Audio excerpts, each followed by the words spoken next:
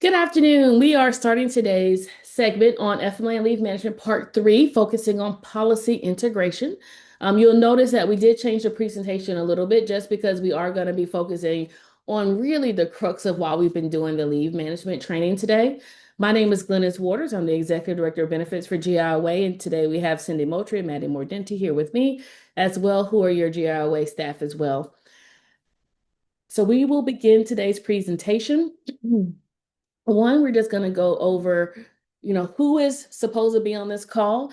This call is geared towards anyone who has team members reporting to you, or if you are the human resource person for your entity. So that will be operators, HR staff, supervisors, shift leads, anyone who has people reporting to them should be hearing the information here because everybody has a little bit of accountability in it, even if the final decision on if the leave is approved is not yours. So I just want to make sure I audience that out before we begin today. So hopefully by the end of today's session, you'll be able to identify gaps in your current policies that you have, whether you need a policy, you're missing a policy, or you're perfectly in line, right? And something that needs to be clarified. That is the final objective of the FMLA leave training is to identify gaps and make sure that we're all looking at compliance as we're moving into the review of your leave management processes. So we're going to start today with a couple of things. One, we're going to do a quick training recap, what we have covered to date.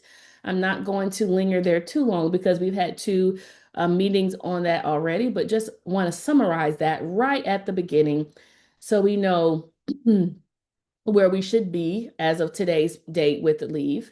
Then we're going to talk about coordination of leave laws, go through a couple scenarios, and then review policies that you should have in place to cover some of those scenarios. We've had several questions on what if a team member runs out of leave? What do I do here? What do I do there? So we'll talk about those policies and what those policies should have in them, and then do a couple closing remarks. Again, if you have any questions, just use that Q&A feature at the bottom, and we'll be able to go through any questions that you have while we're talking today. So feel free to be really interactive as much as you like. I know you're in listen only mode because we are recording, but any questions that you have, just pop those right into that Q&A, and we'll get those addressed to the broader audience. Excuse me. All right, what have we covered today? Right? When do the leaves apply to you, right? If you have 50 or more employees within 75 miles, these are not full-time and part-time. These are all your team members. It does not matter what level they are, just as long as you have 50 or more. You have to offer FMLA. If you have 15 or more, 1-5, then you have to do an ADA accommodation. And the same thing with PWFA, which is the Pregnancy Workers Fairness Act. Both of those only require 15 or more team members. And USERA is no minimum. All employers are required to offer USERA. So make sure that you understand where you sit. I would venture to say most of us would have to adhere to all of these, but certainly make sure you do that head count for the FMLA is only 50 or more team members. Again, that is not full-time, that is all team members. We also have talked about FMLA versus PWFA versus ADA. So I did put this chart in here that you can look at later that actually does a side-by-side comparison of each one of those laws, of everything you actually need to know about all of those leaves. Just want to call out a few things on this particular slide because there's a lot of information. Remember that out of all of these, that FMLA does provide the job protection, right? So PWFA and ADA are reasonable accommodations, but the FMLA is the only one that is a leave. All right. All of these are unpaid, so there is no payment here. And remember, again, job protection applies across them. So as you're thinking about, oh, what policies do I need, or how does this work, or what does this team member need as you're making those evaluations, this is a good quick reference guide for you as you're doing that. Again, the responsibility of tracking these things and maintaining these records is at the employer level. This is not at the employee level. You are obligated to understand if you are obligated to offer FMLA, how PWFA works, and how ADA works. Okay, so we did put together this quick reference slide for you that you'll be able to use later on. We also have covered USERA. So USERA is the military leave. And again, everyone has to adhere by this. So this one gives you a little bit of information about how USERA works, and what are those periods of time that they can be out. Note that the service is actually protected for up to 5 years, right? So that's a long time on USERA. So just be really careful if you have any military leave before you do any terminations. But just like the other ones, job protection and there's return to work rules and all those things apply. So we did outline that here for you because we talked about that previously. Just a recap of when to think, right? When to think FMLA. FMLA, if somebody says any surgery, if they're seriously sick, if they're pregnant, if they're caring for a spouse or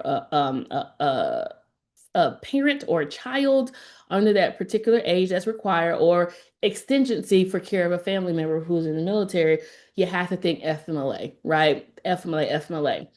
If somebody's going to training, if they're being deployed, National Guard or the reserves are being activated, and that's voluntarily or involuntarily, so keep that in mind.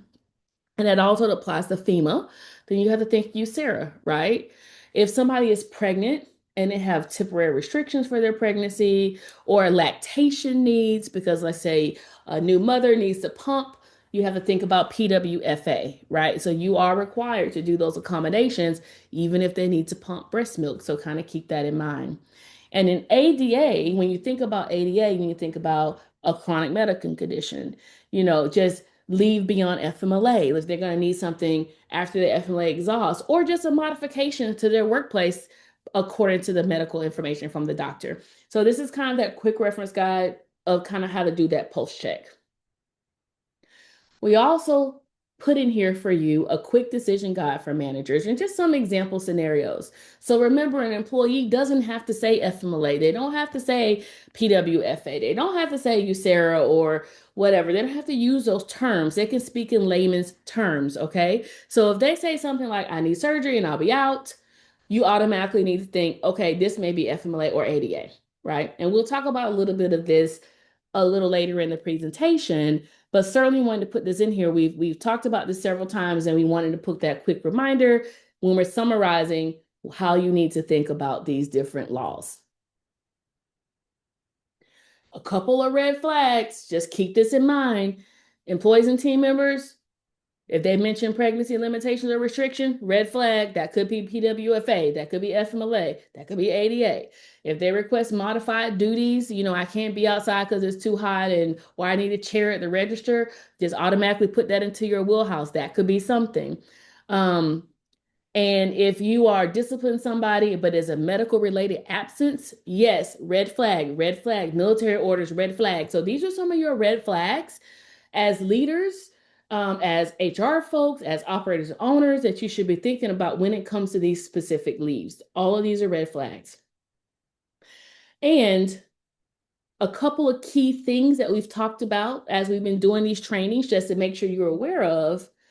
One, leave versus accommodation, right? So FMLA is an actual leave, where PWFA and ADA, that Pregnancy Workers Fairness Act and the Americans with Disabilities Act, those are flexible accommodations, right? So they're designed to reduce your need for putting somebody out on leave, right?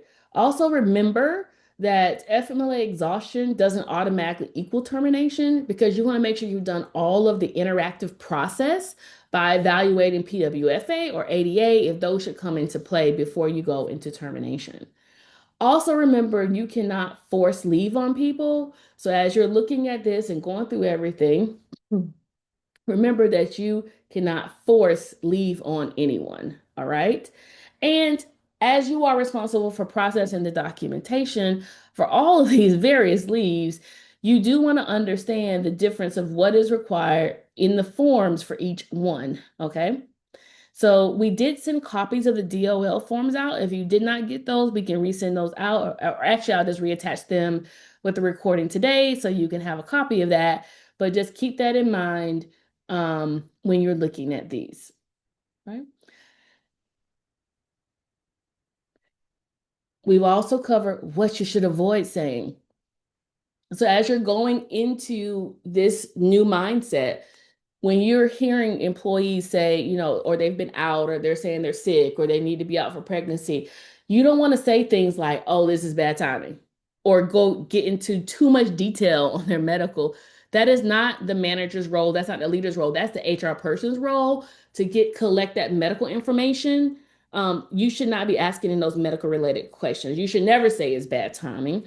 You should not tell people pregnancy is not a disability. You should not say, you have to take a leave if somebody says something, because remember, there's accommodations that have to go in, and you definitely want to say this is inconvenient, right?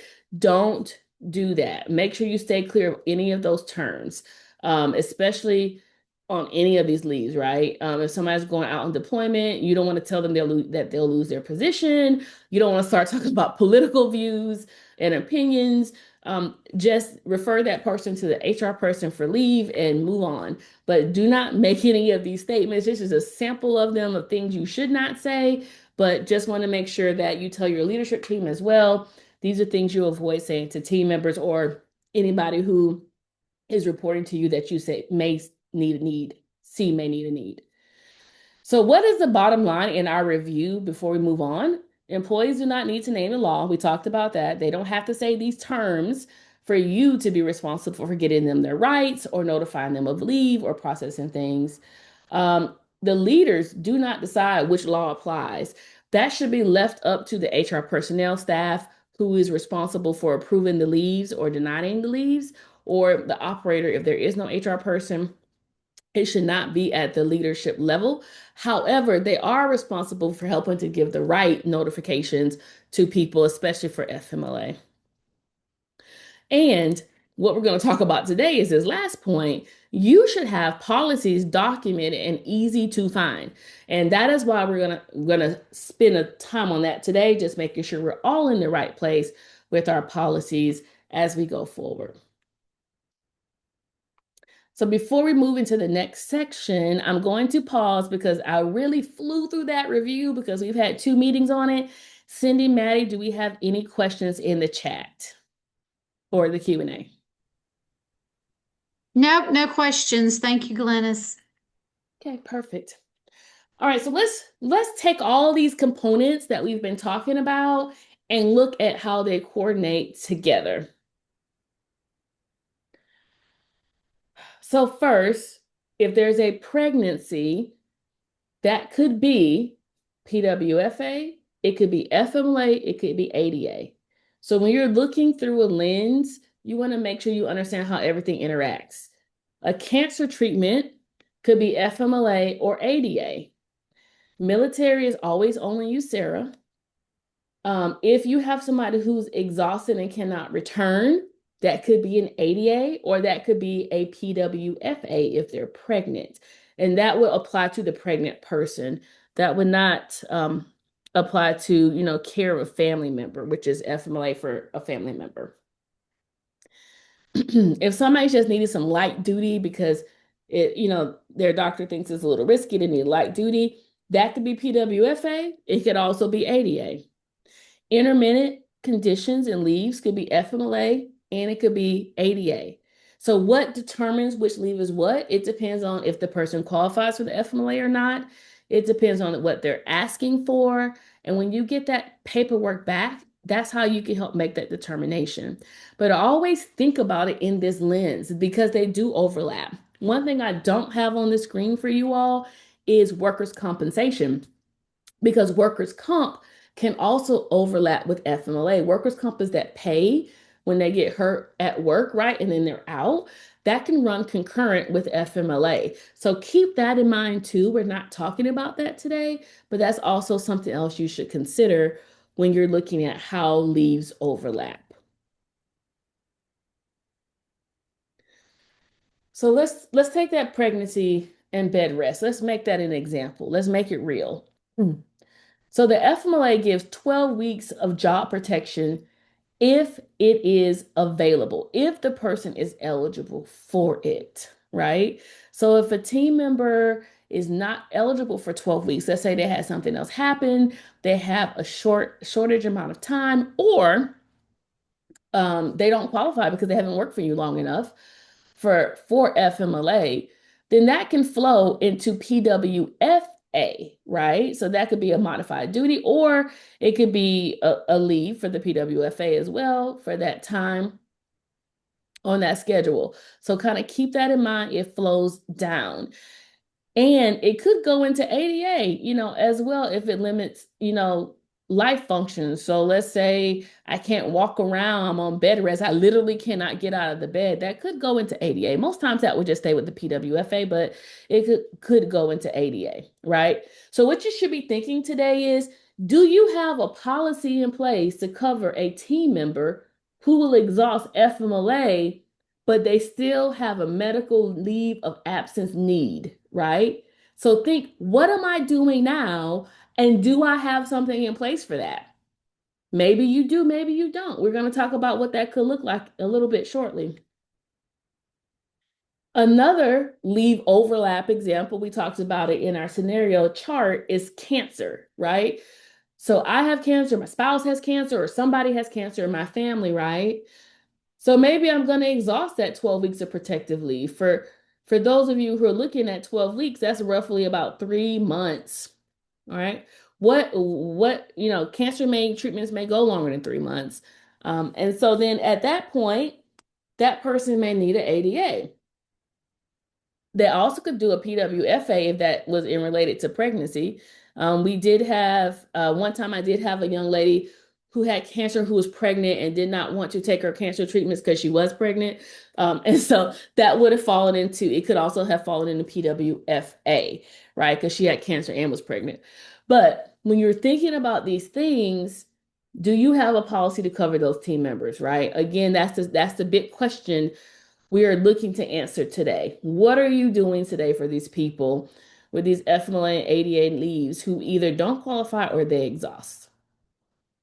So again, leave can overlap, right? It can overlap. Keep in mind that somebody could be on have a intermittent leave for cancer and they can get injured and then that could be a claim for something else.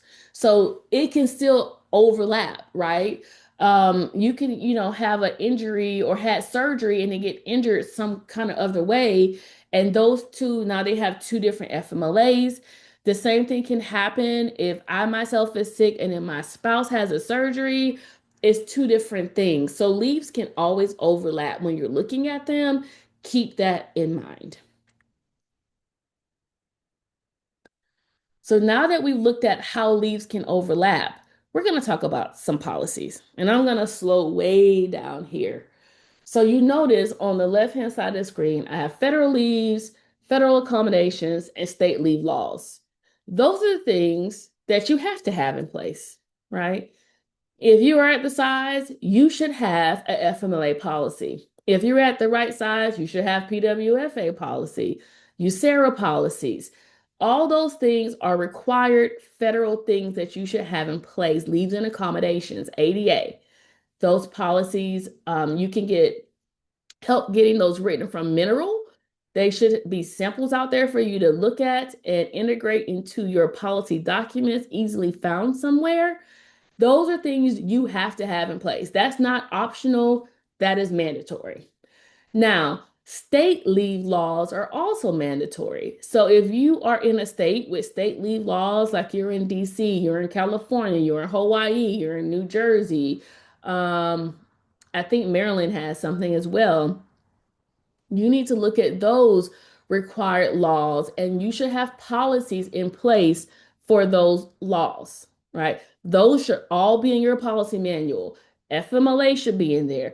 PWFA, Pregnancy Workers Fairness Act should be in there. ADA, Americans with Disabilities Act should be in there. USERA, which is Armed Forces. All of those things are required. Required. What we're going to talk about today is what's not required, but you may need. All right. So this is specifically speaking to what happens if that question I asked before in red, team members don't have enough leave to cover something, and How are benefits paid while people are on leave? Now, that how are benefits paid while people are on leave is the only one I'm going to tell you is mandatory that you have to have because team members should know what's going to be happening to them and you are required to tell them that. So we're going to talk through that piece right now. So the first thing to note is if you see red, that's a policy. Okay. Anything in red, that's going to be like the title of the policy. You can title it whatever you want to title it.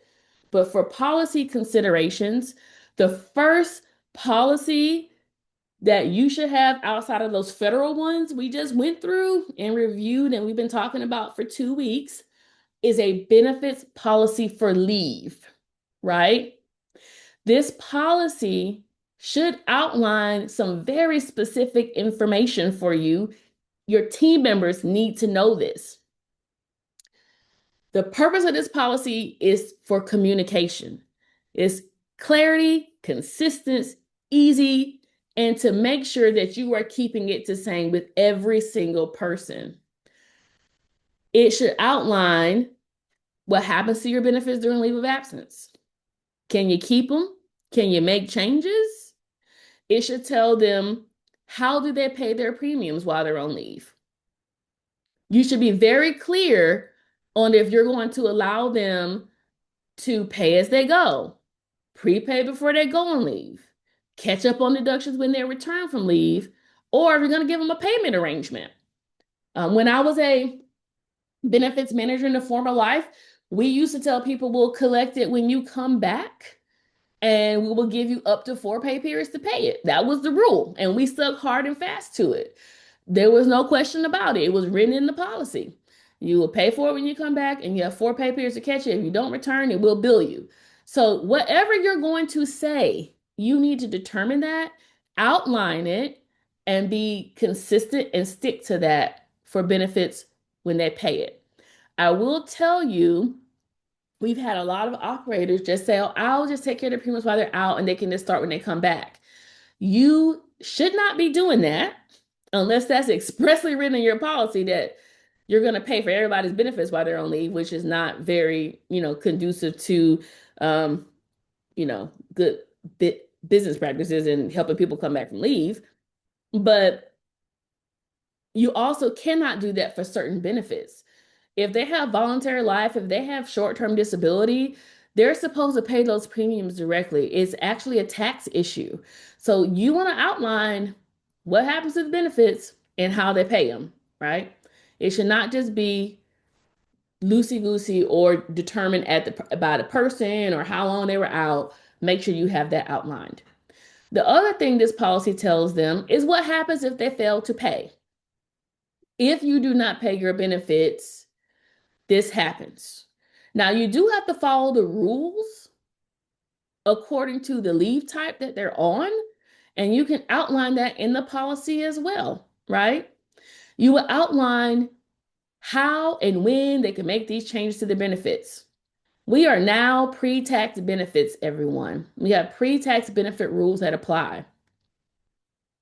So going out on leave and returning from leave is a qualified life event that will allow your team members to make changes to their benefits while they're on leave or when they go out or when they come back from leave because they may not be able to afford the premium. So maybe they want to reduce it while they're on leave. So you want to outline, yes, you can make changes when you go out and you can make changes when you come back. When those changes will be effective. How long will they have to make those elections? That should all be in your benefits leave policy. You should also be outlining how long the coverage remains active.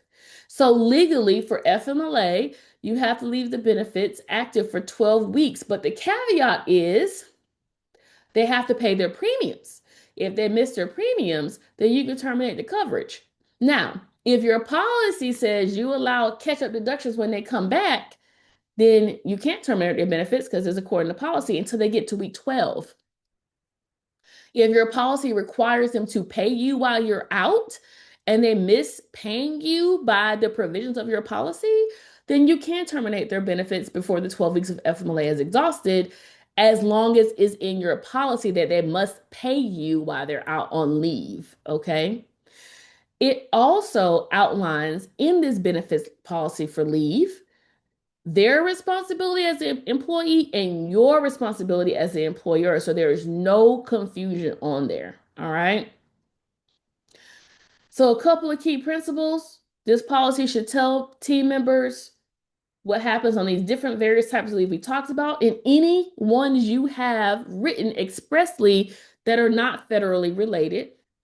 And it should tell them where the plan documents are, their rights and responsibilities, and let them know about their options for COBRA, if their benefits are terminated, and that they're responsible for their share of the premiums. So this is the benefits policy for leave. If you do not have this, you should have this. This one, you're supposed to get team members when they go out on leave so they know how it's going to work for their benefits. A couple of caveats. There's some rules in the repayment option that you choose. So if you choose, for example, a catch up when they return, that requires an employee to sign off that they understand when they come back, their benefits are accruing. So if that premium is $1,000 a pay period and they're gone for 6 pay periods, they owe you $6,000. And according to your policy, you collected in this amount of time. Now, you can have something written in there that says, contact HR for extenuating circumstances or whatever, but you want to make sure it's expressly written. And they sign off on that before they go because maybe I don't need my family plan while I'm on leave. Maybe I need to drop that $1,000 plan down to, 200 to cover me and then I can re-enroll when I come back. That's why you need this policy. So these are the rules for the different repayment options or payment options. If you build them in, you do want to follow these rules to make sure you're not violating anything. And you want to make sure you're tracking things. So if you require them to pay as they're out on leave, then yeah, you have to track that you've received the payment or when it's late or when it's due and that you have applied it to the team member's account because they can't come back from leave with a balance due that you haven't cleared out of payroll because it hasn't been notated and you haven't cleared out their balance. So make sure you're doing all of these things on your end and write them as a part of the employer responsibilities in your policy. Okay. All right. So a couple notes. We talked about this already. The amount of time they can keep their benefits while on leave that you write in your policy would depend on their leave type. If they're on FMLA, if they're on USERA, if they're on personal leave, whatever it is. The employee must pay their share of premiums. You are not required to pay premiums on their behalf. You are required to be consistent on how you collect the premiums, though. So please be consistent. If they fail to pay, they could lose their benefits. They do have rights to COBRA. And FMLA and USERA have the mandatory continuation requirements, so make sure you don't violate those. And ADA, personal leave, and any kind of accommodation, that's based on how you decide to do that in your policy. The only one that has mandatory continuation is FMLA and USERA. So as you're writing this policy out and defining these terms, you want to make sure you understand that. We've given you a summary chart in here. So as you're going back on your own and looking at, do you need to make, what do you need to write into this policy? It tells you if they can continue benefits, what the payment options are, what happens with their different benefits here, if it's COBRA eligible. So this chart should help you write out that policy to make sure it is fully compliant.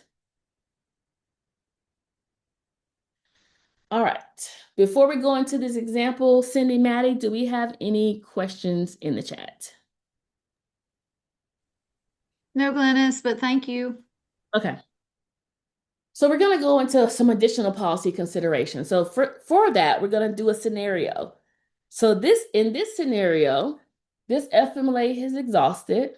This employee, this team member cannot return to work yet. So Jordan has been with you for 6 years. They're a supervisor. And Jordan takes 12 weeks of FMLA leave for back surgery. He has all the right documentation. Everything is there. But his doctor writes up when he goes to the office that he needs another 6 to 8 weeks before he can come back to full duty. So he's not able to come back to his full role. He needs another 6 to 8 weeks, right? So now when that manager gets that note or HR gets that note, okay, Jordan needs some more time. Now we have to determine what to do with Jordan. He's out of FMLA, but he still has a medical need, right? Remember that question I asked earlier? Do you have something in place for this? So we have a couple options of things that can happen with Jordan. So the first one, if the leave is for the employee's own medical condition, which we do know it is for Jordan because the note said it was for Jordan. Jordan had back surgery. You can grant Jordan an ADA leave as a reasonable accommodation if it qualifies, right? Which back surgery with an extra 6 to 8 weeks probably will, right? You can also say, well, what are the restrictions to Jordan? Is it Jordan just can't be here all together because of the back, or is it Jordan can't stand up, or Jordan can do something from home, right? Is it a temporary job restructuring, right? Maybe Jordan can do some HR notes or something. Is it light duty? You can go through that process. You have to go through that interactive process to determine if it qualifies for ADA. That is one route that you can take for Jordan. ADA accommodation, remember, is one of those federal accommodations, so you really should have a policy for it already. All right. Looking at, they said 68 weeks. That's a definitive period. Do you think it's really 68 weeks or could it go further? Right. And is it creating an undue hardship for you all at your restaurants? Now, it's really hard to prove undue hardship. I'm going to tell you the truth there. It has to be like some super specialized job or something. But this is the first thing that you could do for Jordan, right? You could also, remember I said in red are policies, you could also create an extended medical leave policy. This is something you would need to create. It has nothing to do with the federal leaves that you're required, but you can have a policy in place that says we will grant you up to an additional X number of days if you run out of FMLA, right? After your FMLA ends, you want to be very prescriptive. You don't want to let this run at the same time as FMLA. Is after your FMLA ends, you can get 30 days, you can get 90 days of total combined leave. Whatever that definition is, you can write an extended medical leave policy that can automatically be granted to Jordan with the qualifying medical. And that way you could be consistent to everybody, right? You're not giving Jordan 6 to 8 weeks, but giving Lily only 2 weeks, right? You're being consistent by your policies that are written. If you do something like this, you still must abide to the ADA assessment. So you still go through the interactive process and make sure you're not violating that. But this is another way that you can provide extended leave to your team members if they still have a medical need. Now, there's another option I have in here that we're going to talk about in a few minutes in the next example. But again, this one was just like okay, this is a short fix. I give you extra 30 days. I give you extra 90 days after your FMLA exhausts. You still want to make sure you have in your benefits policy while on leave what happens to their benefits.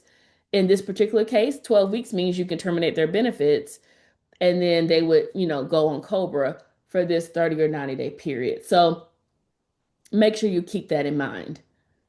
I'm going to pause just to make sure everybody understands this potential policy that you could offer.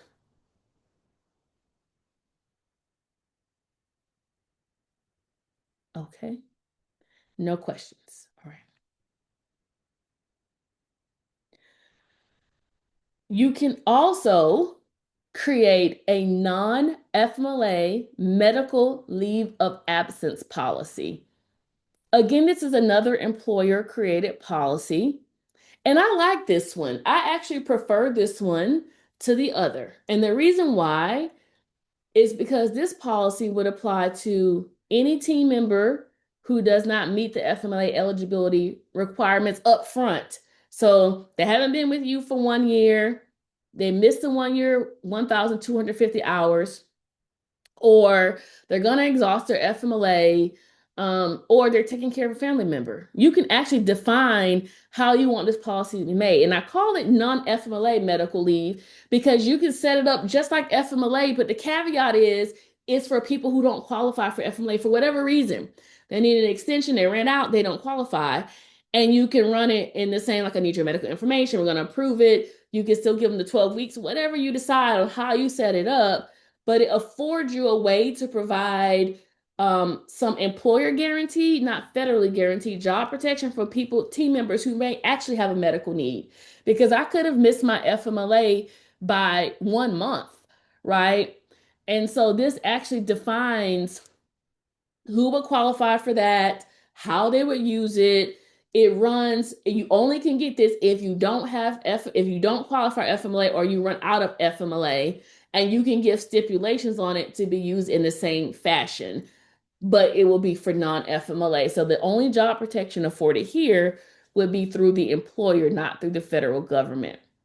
So you should make sure if you're going to do this one is well defined. Maybe you want to match the medical requirements for FMLA. Maybe you want to have different time limits for the policy.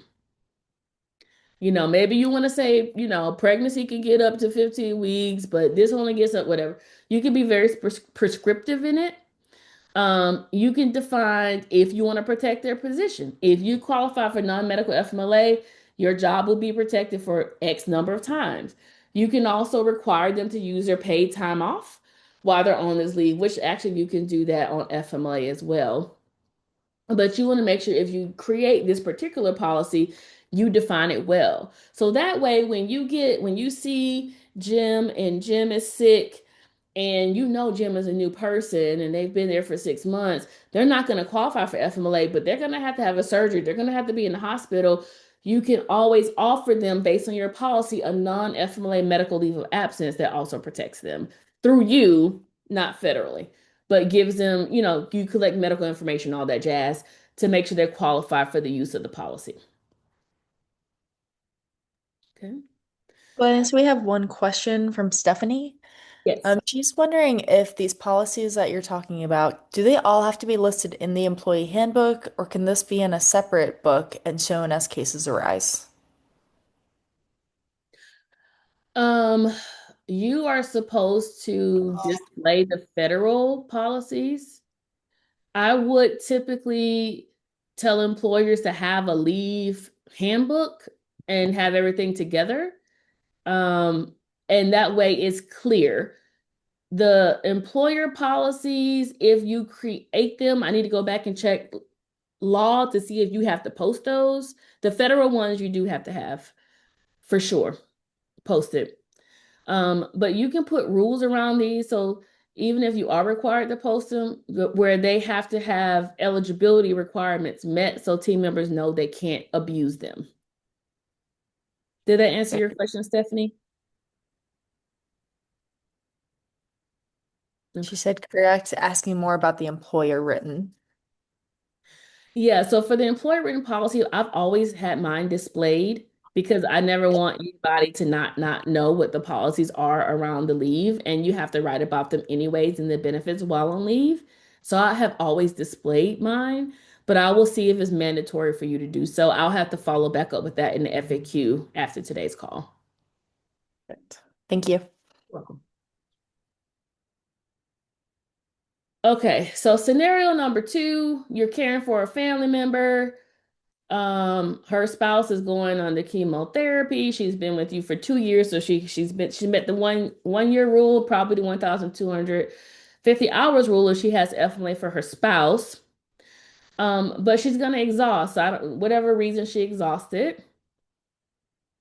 So the options you give her is gonna really depend on what policy you have in place, because ADA does not require you to accommodate somebody caregiving for their family member. So this is for care of a spouse. So she herself is not sick. She's taking care of her spouse and she runs out. That's the question. So with this policy consideration, you can have a personal leave policy. Now, personal leave policies, well, first, if you write the policy I just talked about, the non-medical FMLA leave, you can cover her through that with her spouse. right? You can use her to cover that because it's medically necessary leave to cover her spouse.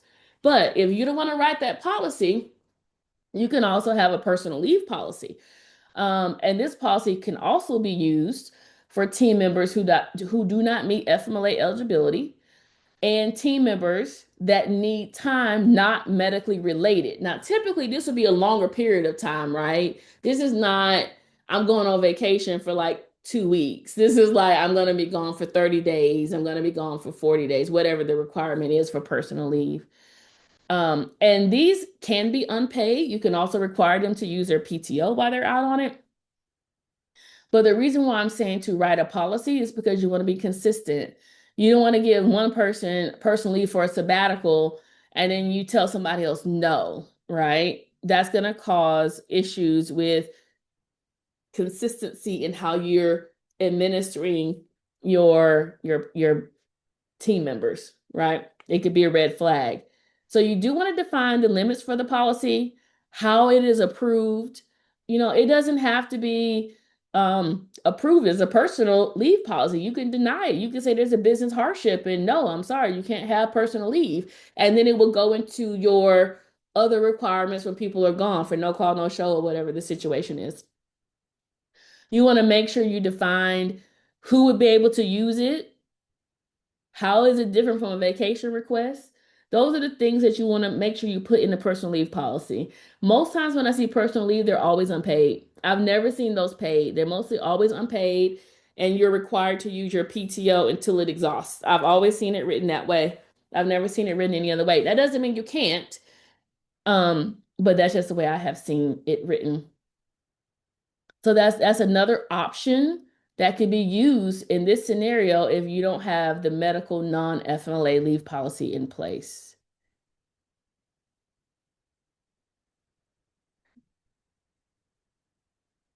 So when we're talking about policies, the one policy that you have to have is above this red line, benefits while on leave. So that is in addition to your federal policies. So there should be a policy on FMLA. There should be a policy again on PWFA. There should be a policy on USERA. There should be a policy on ADA, and there should be a policy on benefits while on leave. Those are the ones you have to have. You can make it one big leave policy. Mine has always been one big leave policy because I didn't want to have all the little separate things. It just had a section for each one with everything pertaining to that section, and then benefits while on leave at the end. It should also tell you how to return from leave, what documentations you need to have, and when you have to report back from leave. All of that is mandatory for you to have in your policy manual. The optional policies are the non-FMLA medical leave, the personal leave, and the extended leave. Now, if you don't have these optional policies, my question is, how are you handling team members when they have a non-medical request or if they run out of the federal protection in your required policies? So that's why we're telling you these may be options for you, but again, optional. Okay. All right, we have about 15 minutes. Opening the floor for questions.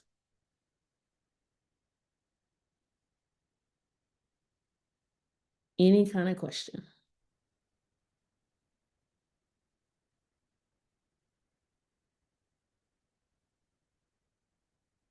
Oh, I'm hoping that means I was very thorough. Not that I lost everybody with policies.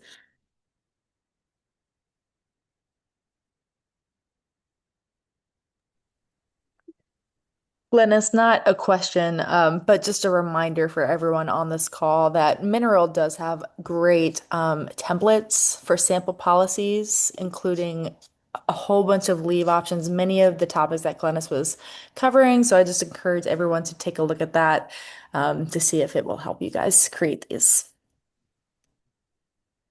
Yep. And if as you're kind of thinking through this, we know it's a lot of information like, oh, do I have all these policies in place?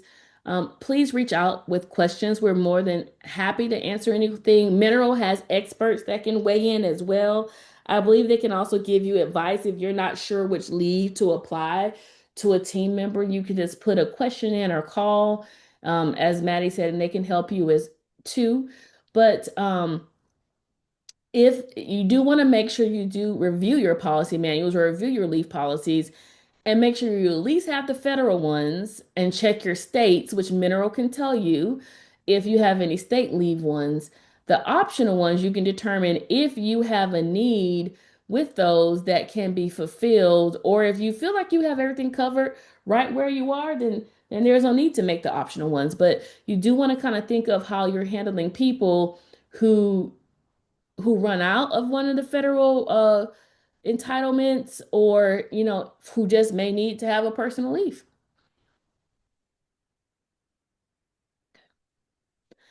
All right. Glennis, we have one more question from Jenny. She asked, would you write team members taking leave for sports seasons like high school or college age into the optional policy, personal leave policy? Meaning they work for you full time. It's not like a summertime situation and they're needing to be off for some kind of sports for like a season or something. Is that what you mean, Jenny? I believe that's what she means. Jenny, you can clarify if needed in the chat. If that's what you mean, then that could certainly fall on the personal leave if it's going to be a longer duration of time, as long as you understand. You don't have to specifically write sports in the personal leave policy. You can, just say you can submit your request and, it could be approved based on business need. Like it doesn't have to specifically say for sports, but you would approve it under personal leave.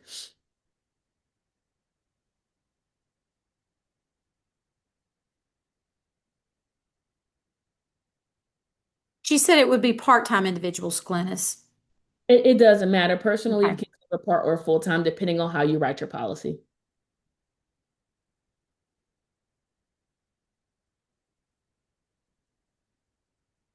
Because I'm assuming you would take that person out of rotation off the schedule for a certain period of time, and then if they don't return by the agreed upon policy time, then they could follow the rules of your job rules at that point, your HR rules.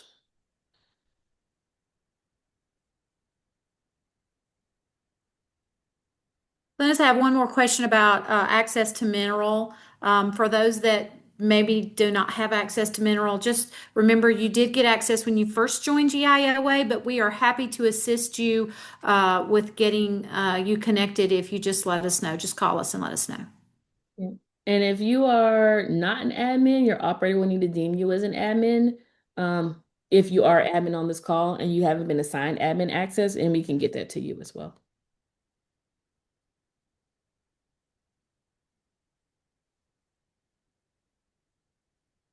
Any other questions?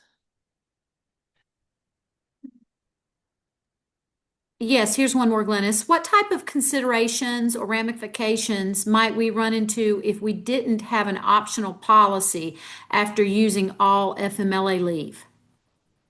You don't have to have the optional policy, but then you want to make sure you're being consistent with your team members. Are you going to apply ADA to them or PWFA? And then if those don't qualify, then are you going to just require them to come back to work? It's really, if they still have a need, what are you doing with them consistently? So if you don't have a policy, then what are you doing with them consistently is the question that I would have. That is the only reason you have a policy, so you won't favor one team member over the other.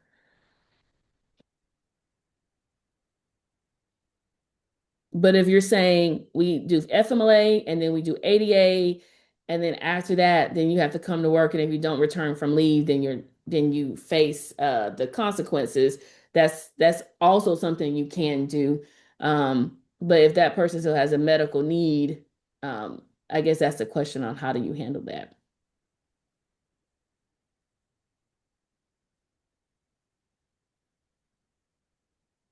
I don't see any other questions, Glennis. Okay. Well, if there are no other questions, then we're going to stop the recording and we're going to stop the share. And we really appreciate everyone's time through this training. We hope you find it helpful. And useful as you're going